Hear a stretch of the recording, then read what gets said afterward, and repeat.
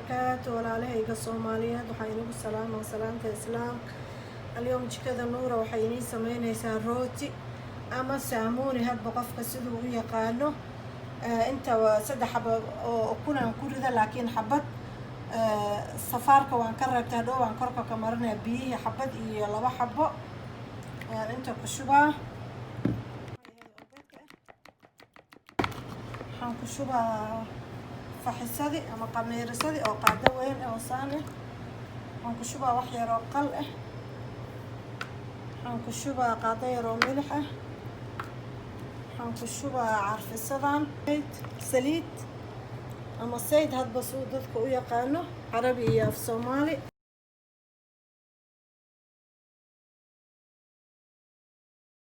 baking powder waa ujeedin qaado inta laagta bakeeriya nus bakeerigaas shantiisa waaye burkaan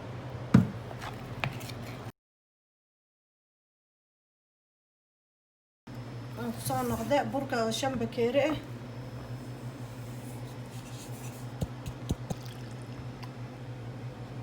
cajiinka waan qase saanu noogu soo baxay waxoogaa wuu saaxanaa ilaa nus saac insha allah waan isku soo noqonaynaa waxaan sameynaa dhandhanaankii aan ku sameyn lahaa rootiga anaa kusoo noqday waxaan sameynaa rootiga waxaan dhexda ka gelin lahaa inta waxaa ii yeelaa hal xabo oo yaanyo ah inta saytuun oo nus bakeeri ah inta barbarooni xabad iyo kubsar caleen inta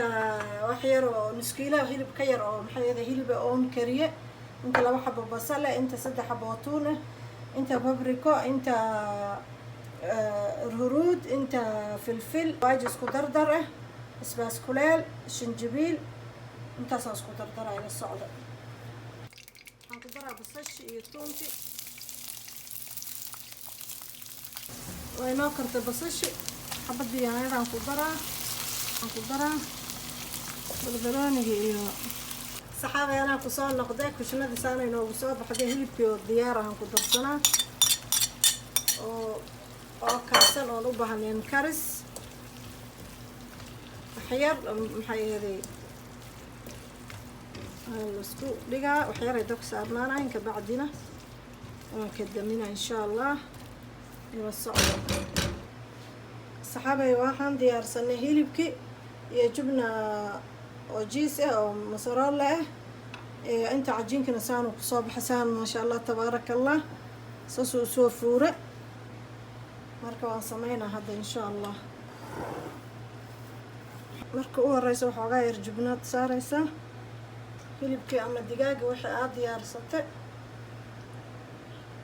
haddana jubnadii aad korka ka saaraysa saanaad xiraysaa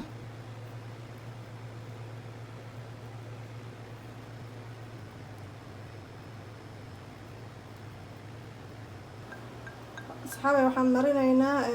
beedkii oo safaarka ahaa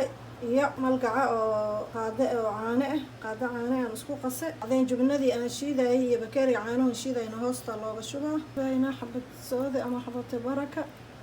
sidii loo yaqaan asxaabay xaraarada 200 wuxuuna ku jiraa 30 daqiiqo rootiga saan noogu soo baxay ma sha Allah tabarakallah marra garmash way garmash مرة ما شاء الله تبارك الله لانيga qaaliga laaga oo sheer si aad fiidiyowga soo socdo maxay ahayd oo la socotay السلام عليكم ورحمة الله وبركاته